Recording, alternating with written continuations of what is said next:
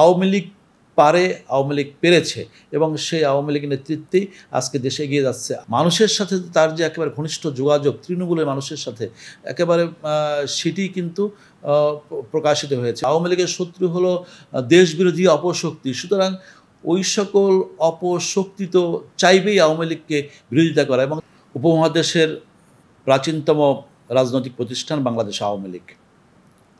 জাতির পিতা বঙ্গবন্ধু শেখ মুজিবুর রহমানের রক্ত, শ্রম, ঘামে এই সংগঠন পরিপুষ্ট হয়েছে, বিকাশ লাভ করেছে এবং এই সংগঠনের সবচেয়ে বড় অর্জন হলো বাঙালি জাতি রাষ্ট্র প্রতিষ্ঠার সংগ্রামে এই সংগঠন কাজ করেছে এবং বঙ্গবন্ধু এই সংগঠন তৈরি করেই কিন্তু আমাদের এই যে স্বাধীন জাতিরাষ্ট্র অর্জনের ক্ষেত্রে পদে পদে স্টেপ বাই স্টেপ যে সকল কর্মসূচি গ্রহণ করেছেন এই সংগঠনের নেতাকর্মীরা সেই কর্মসূচিগুলো বাস্তবায়ন করেছে। 1952 ভাষা আন্দোলন থেকে শুরু করে 62-র শিক্ষা আন্দোলন, 66-র 6 দফা, 69-এর গণ অভ্যুত্থান এবং 70-এর যে নির্বাচন, সেই নির্বাচনে এদেশের আওয়ামী লীগের নেতাকর্মীরা ঐক্যবদ্ধ হয়ে বঙ্গবন্ধুর পক্ষে রায় দিয়ে এবং বঙ্গবন্ধুকে জাতির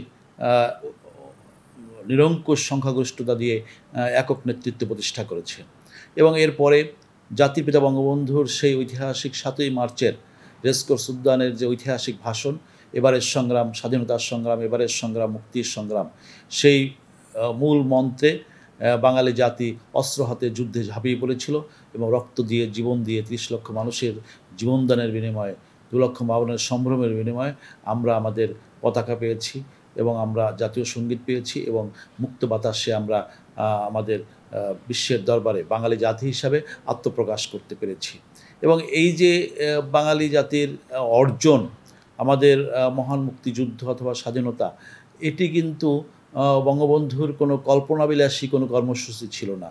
এটি ছিল কিন্তু তার একেবারে বাস্তবধর্মী বিভিন্ন কর্মসূচির প্রতিফলন এবং সেই কারণেই কিন্তু তিনি কর্মসূচিগুলো একটার পর একটা স্টেপ বাই স্টেপ কিন্তু এগিয়েছেন এবং মানুষকে ঐক্যবদ্ধ করেছেন। মানুষের সাথেই বঙ্গবন্ধুর সংযোগ ছিল, সংস্রব ছিল এবং সেই কারণে একেবারে খেটে খাওয়া সাধারণ মানুষ তার নেতৃত্বে ঐক্যবদ্ধ হয়েছিল।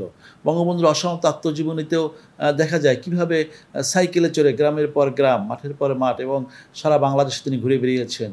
একজন গরিব দুঃখী মা, তিনি তার কাপড়ের খুঁটে বাঁধা 4 আনা পয়সা তাকে দিয়েছেন আন্দোলনকে শক্তিশালী করার জন্য, অথবা 1 খিলি পান দিয়েছেন যা তিনি খাবেন, অথবা এই যে এর সাথে কিন্তু মানুষের সাথে তার যে একেবারে ঘনিষ্ঠ যোগাযোগ তৃণমূলের মানুষের সাথে একেবারে সেটি কিন্তু প্রকাশিত হয়েছে এবং সেটি বঙ্গবন্ধু বারবারই বলেছেন যে তাকে যখন প্রশ্ন করা হয়েছিল, সাংবাদিক প্রশ্ন করেছিলেন যে আপনার যোগ্যতা কী, তিনি বলেছিলেন যে আমি মানুষকে ভালোবাসি। আপনার অযোগ্যতা কী? তখন বলেছিলেন আই লাভ দেম টু, অথবা আমি তাদেরকে আরও বেশি ভালোবাসি।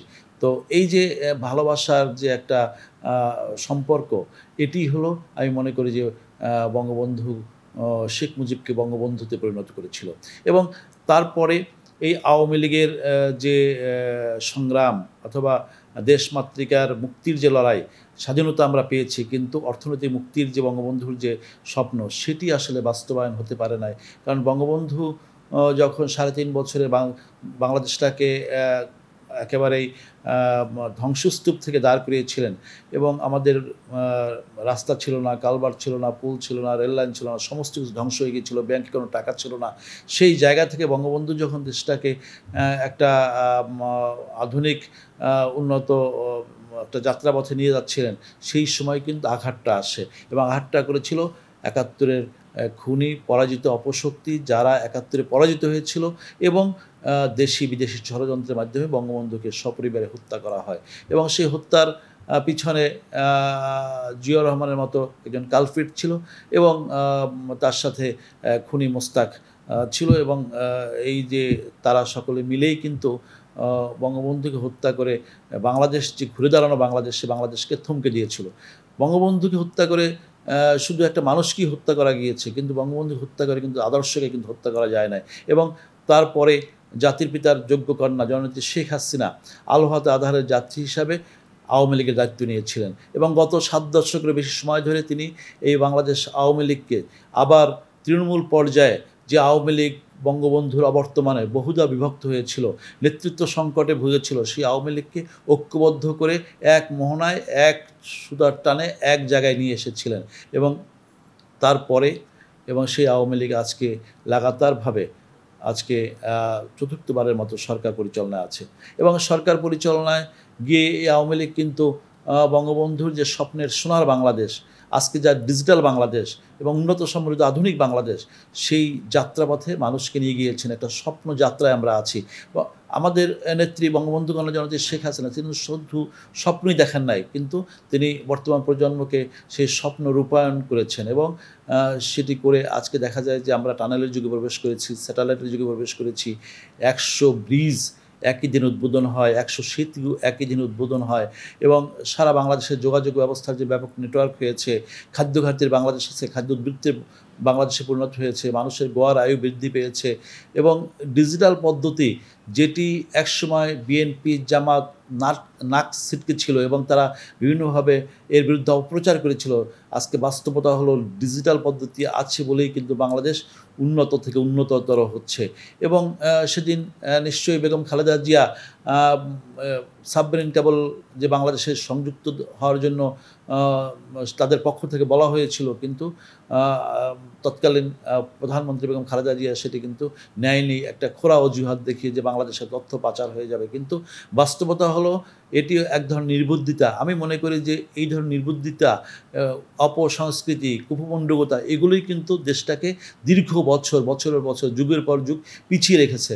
আমরা চাই আধুনিকতা, আমরা চাই উন্নত বাংলাদেশ। সেখানে বঙ্গবন্ধু কন্যা জননেত্রী শেখ হাসিনা সত্যিকার অর্থে আমাদের সামনে একটা আশার আলো বাতিঘর হিসাবে আছে। কাঁটা কম্পাস নেভিগেশনবিহীন এই যে যাত্রাপথটা আমাদের ছিল, সেখানে কিন্তু একেবারে নিশানাটা আমাদের উন্নত সমৃদ্ধ আধুনিক বাংলাদেশের যে একটা যাত্রা, সেটার যে ঠিকানাটা আমাদের দেখিয়েছেন আমাদের নেত্রী। সুতরাং আওয়ামী লীগ পারে, আওয়ামী লীগ পেরেছে এবং সেই আওয়ামী লীগের নেতৃত্বেই আজকে দেশে এগিয়ে যাচ্ছে। আজকে আওয়ামী লীগ এই যে বঙ্গবন্ধু কন্যা জয়ন্তী শেখ হাসিনা সেদিন কথা বলছিলেন যে সুবর্ণ জয়ন্তী, রজত জয়ন্তী এবং প্লাটিনাম জুবলি, 3টি অনুষ্ঠানে আমাদের নেত্রী সুযোগ্য নেতৃত্বে আমরা পালন করেছি। এছাড়াও মুজিব বর্ষ হয়েছে, বঙ্গবন্ধুর 100তম জন্মবর্ষ, এগুলো পালিত হয়েছে। এবং দেশ বঙ্গবন্ধুর যে অমৃত বাণী, যে আমাদেরকে দাবায় রাখতে পারবে না, সুতরাং আওয়ামী লীগ কিন্তু সেই বাণীকে বুকে ধারণ করে আওয়ামী লীগের নেতাকর্মী এগিয়ে যাচ্ছে। আমি মনে করি আওয়ামী লীগের নেতাকর্মীদের সবচেয়ে বড় গর্বের বিষয় হলো আওয়ামী লীগের নেতাকর্মীদের চেতনায় বঙ্গবন্ধু, আওয়ামী লীগের নেতাকর্মীদের নেতৃত্বে বঙ্গবন্ধু কন্যা জননেত্রী শেখ হাসিনা। সুতরাং যাদের বঙ্গবন্ধুর মতো একটা সুবৈশাল নেতৃত্বের চেতনাকে মাথার ভিতরে থাকে এবং যাদের সামনে এগিয়ে যাওয়ার জন্য প্রেরণার উৎস, সাহসের উৎস শেখ হাসিনার মতো একজন বিশ্বনেত্রী মর্যাদা যিনি আসেন তিনি থাকেন, সুতরাং সেই দল তো চিরযৌবনা থাকেই এবং সেই মনোবৃত্তির সামনে নিয়েই এগিয়ে যাবে। এখন সেই লক্ষ্যে আমি মনে করি যে ঐক্যবদ্ধ থাকতে হবে, কারণ চলার পথে বাধা আসবে, কারণ আওয়ামী লীগের বাধা থাকবেই। কারণ আওয়ামী লীগ তো কোনো অন্যান্য রাজনৈতিক দলের মতো দল না। আওয়ামী লীগের একটা ভাবাদর্শগত একটা অবস্থান আছে। একটা আওয়ামী লীগ মুক্তিযুদ্ধের চেতনায় অসাম্প্রদায়িক শোষণমুক্ত গণতান্ত্রিক বাংলাদেশ চায়। আওয়ামী লীগের শত্রু হলো সাম্প্রদায়িকতা, আওয়ামী লীগের শত্রু হলো অশিক্ষা, আওয়ামী লীগের শত্রু হলো কুপমণ্ডকতা, আওয়ামী লীগের শত্রু হলো ধর্মান্ধতা, আওয়ামী লীগের শত্রু হলো দেশবিরোধী অপশক্তি। সুতরাং ওই সকল অপশক্তি তো চাইবেই আওয়ামী লীগকে বিরোধিতা করা, এবং তারাই তো মিলে বঙ্গবন্ধুকে 1975 সালে হত্যা করেছে, তারাই তো 21শে আগস্ট তৈরি করেছে, তারাই তো 21 বার বঙ্গবন্ধু কন্যা জননেত্রী শেখ হাসিনাকে হত্যার ষড়যন্ত্র করেছে। সুতরাং বঙ্গবন্ধু কন্যা আমি মনে করি যে জীবন মৃত্যুকে পায়ের ভৃত্য করে তিনি নিত্যদিনে এগিয়ে যান এবং সে এগিয়ে যাওয়ার পথে তার সারথি হিসাবে সারা বাংলাদেশের লক্ষ কোটি আওয়ামী লীগের নেতাকর্মী, মুক্তিযুদ্ধের পক্ষের মানুষরা আছে এবং আওয়ামী লীগ এগিয়ে যাবে। আমরা মুক্তিযুদ্ধের চেতনায় একটি অসাম্প্রদায়িক গণতান্ত্রিক বাংলাদেশ বিনির্মাণের যাত্রাপথে আছি এবং এই দেশ অবশ্যই আমাদের ভীষণ অনুযায়ী আমরা এগিয়ে যাব 41 সালের মতো উন্নত বাংলাদেশের দিকে। কারণ অতীতে এই বাংলাদেশকে নিয়ে অনেক ষড়যন্ত্র হয়েছে। যারা এই দেশের ক্ষমতায় এসেছিল, সেই সামরিক শাসনের গর্ভে জন্ম নেওয়া বিএনপি, জাতীয় পার্টি, তাদের প্রতিবিম্ব এবং খালেদা জিয়া, তারা অ্যাডহক ভিত্তিতে রাষ্ট্র পরিচালনা করেছে। তারা ক্ষমতায় থেকে লুটপাট করেছে, তারা ক্ষমতায় থেকে দেশের টাকা বিদেশে পাচার করেছে, তারা ক্ষমতা থেকে জঙ্গিবাদের বিস্তার ঘটেছে, তারা ক্ষমতায় থাকা অবস্থায় পার্শ্ববর্তী দেশের বিশৃঙ্খলা তৈরি করার জন্য দেশের মাটি তারা ব্যবহার করেছে। সুতরাং এই দেশ তো সেই রকম দেশ হবে না। এই দেশ হবে আমার সোনার বাংলা, আমি তোমায় ভালোবাসি, অথবা এই দেশের আকাশে বাতাসে ভেসে বেড়ায় 2 লক্ষ মা বোনের আহাজারি, এই মাটিতে শুয়ে আছে 30 লক্ষ মুক্তি সেনা, এই দেশের মাটিতে জন্ম হয়েছে বঙ্গবন্ধুর মতো মহান নেতা। সুতরাং এই মাটির সন্তান হিসাবে আমি মনে করি তরুণ প্রজন্ম, তাদেরকে উচিত হবে তাদের জীবন দর্শন গড়ে তোলা বঙ্গবন্ধুর আদর্শে, এবং তারা এগিয়ে যাবে বঙ্গবন্ধুকে সেই অমৃত প্রেরণা নিয়ে, এবং তাদের নেতৃত্বে থাকবে আমাদের বঙ্গবন্ধু কন্যা জননেত্রী শেখ হাসিনা, এবং বাংলাদেশ আওয়ামী লীগ আগামী দিনে দুর্বার গতিতে এগিয়ে যাবে, এবং এদেশের উন্নয়ন অগ্রগতি, দেশমাতৃকার মুক্তির লড়াইয়ে আওয়ামী লীগ আছে এবং থাকবে। বঙ্গবন্ধু সবসময় বলতেন যে আমি মানুষকে ভালোবাসি। মানুষের ভালোবাসা থেকেই যে অমৃত শক্তিটা আসে, সেই শক্তিই কিন্তু আমাদের এগিয়ে যাওয়ার প্রেরণা। বঙ্গবন্ধু কন্যা জননেত্রী শেখ হাসিনা তিনিও কিন্তু মানুষের উপরে আস্থা বিশ্বাস নিয়ে কিন্তু এগিয়ে যাচ্ছেন। এবং সম্প্রতি তিনি একটি কথা বলেছেন যে তাকে যারা সবসময় নিরাপত্তা দেওয়ার জন্য সরকারিভাবে প্রস্তুত থাকে, তাদের একটা অনুষ্ঠানে তিনি বলেছেন যে মানুষের শক্তি হলো আমার সবচেয়ে বড় শক্তি, এবং সেই শক্তির গুণই আমি বেঁচে আছি, এবং মানুষের যদি ভালোবাসা না থাকে আমি বেঁচে থাকতে পারবো না, এবং তখন কিন্তু গুলি লাগবে না তাকে মেরে ফেলার জন্য। মানুষ যদি তার সাথে না থাকে তখন তিনি এমনি এমনি মরে যাবেন। এই যে মানুষের প্রতি আস্থা, মানুষের প্রতি ভালোবাসা, এটাই হলো আওয়ামী লীগের প্রেরণা, এবং সেই জায়গায় সেই শক্তির জোরেই আওয়ামী লীগ টিকে আছে, আওয়ামী লীগ টিকে থাকবে। এবং আমি মনে করি যে আগামী দিনে এই যে বঙ্গবন্ধুর কন্যা জননেত্রী শেখ হাসিনা দেশমাতৃকার ভালোবাসার টানে আওয়ামী লীগের নেতৃত্ব দিয়ে আসছেন, 7 দশকের বেশি সময় ধরে কাজ করে যাচ্ছেন। আমি মনে করি যে সারা বাংলাদেশে আওয়ামী লীগ আজকে আমাদের নেত্রীর নেতৃত্বে শক্তিশালী সাংগঠনিক ভিত্তির উপর দাঁড়িয়ে আছে, এবং তৃণমূল পর্যায়ে লক্ষ লক্ষ নেতাকর্মী তারা তাদের অভিভাবক হিসেবে মনে করেন আওয়ামী লীগের বঙ্গবন্ধু কন্যা জননেত্রী শেখ হাসিনাকে।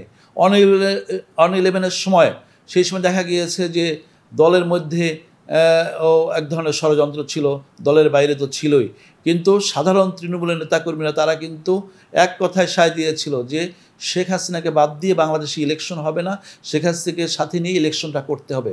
এই যে শক্তি, এই যে প্রেরণা, এই যে সাহস, এটাই হলো আওয়ামী লীগের শক্তি, এবং সেটা অন্যান্য রাজনৈতিক দলের নাই। কারণ অন্যান্য রাজনৈতিক দলের জন্ম হয়েছে উপর থেকে, সেনা শাসনের গর্ভে জন্ম নেওয়া যে রাজনৈতিক দল, তারা যখন ক্ষমতায় আসছে তারা কিন্তু উচ্ছিষ্ট বিলিয়ে বিভিন্ন দলের নেতাকর্মীদের টাকা দিয়ে কিনে একটা দল গঠন করা হয়েছে ক্ষমতার উপর থেকে। কিন্তু আওয়ামী লীগের জন্ম হয়েছে মাটি মানুষের ভিতর থেকে, একেবারে আওয়ামী লীগের মানে শরীরটা থেকে মাটি মানুষের সোদা গন্ধ পাওয়া যায়। সুতরাং এই দলকে নিশ্চিহ্ন করার কোনো শক্তি কারো নাই। সুতরাং আমরা মনে করি বঙ্গবন্ধুর যে দোয়া আশীর্বাদ টুঙ্গিপাড়ায় যিনি শুয়ে আছেন, সেটি এই দলের প্রতি আছে, আমাদের নেত্রীর প্রতি আছে, এবং আমাদের সাহসের কেন্দ্রবিন্দু, আবেগের কেন্দ্রবিন্দু বঙ্গবন্ধু কন্যা জননেত্রী শেখ হাসিনা। তার সাহসে ভর করে, তার নেতৃত্বে ভর করে এই আওয়ামী লীগ এগিয়ে যাবে। যুগ যুগ ধরে আওয়ামী লীগকে কেউ দাবায় রাখতে পারবে না।